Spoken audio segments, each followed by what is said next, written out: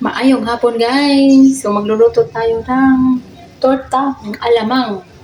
So sa amin hipon ito na maliliit. Ito dito daw ay ukoy pala dito, ukoy. Ukoy pala tawag nito. Ganito. Sa amin kasi hipon na maliliit. So hinugasan ko na to 3 beses, tapos nagbili ako ng itlog. Tapos ayan po ang nakuha ko galing sa may maliliit na hipon na alamang. So, ayan po. Dito yan galing. Nilinis ko talaga isa-isa. Ayan, oh. Ang dami, di ba? Maliliit yan na isda. Tapos may mga marumi-rumi. Ayan. So, anuhin ko na ito. Tapon ko na ito. Dito na sa gilid. So, ayan po, guys.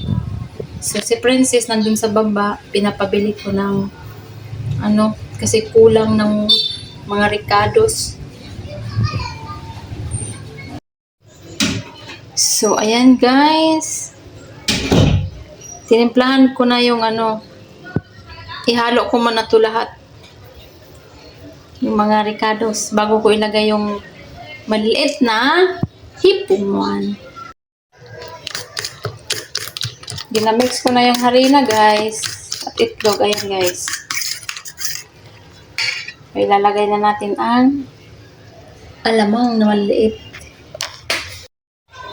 So, ayan na guys, ang ating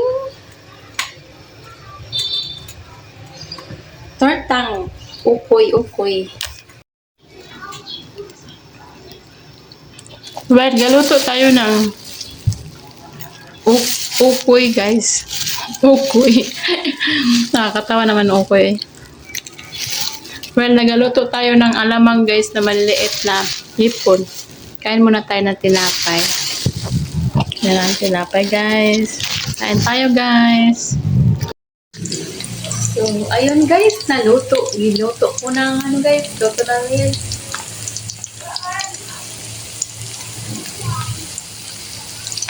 Ang bango-bango. Preo to.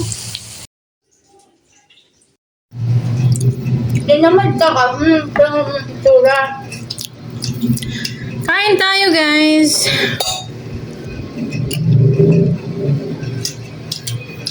Ayaw mo makape? Mamaya ako. Mamaya ako. Nakangapya ako. Tulog.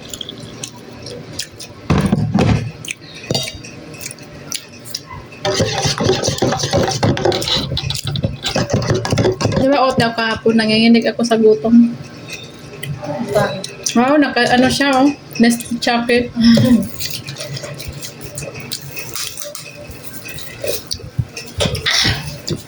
Kain.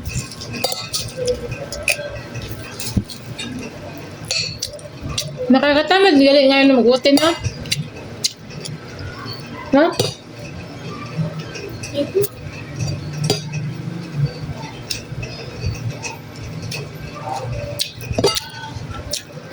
Pag ganitong ulam mo,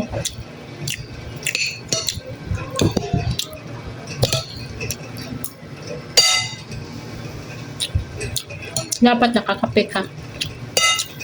Ang sabaw mo? Pinapakso lang naman to sa amin. Hindi naman ginagawang torta.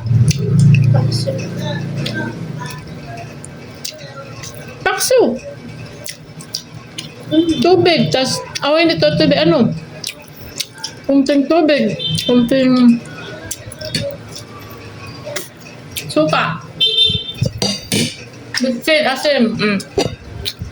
Anong tawag sa amin?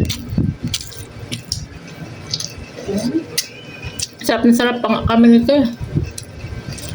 Paano daw? 60. Dami.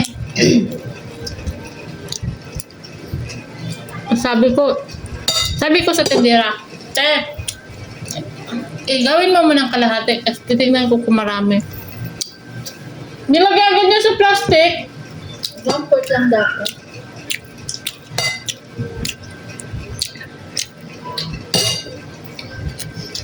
Hindi kasi ako marunong malagka.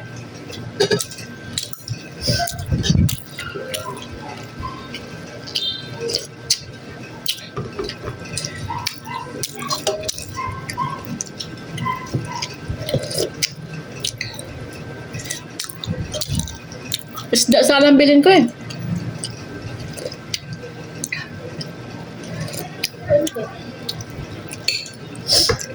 Isda. Basta man to ah. Siyempre na eh.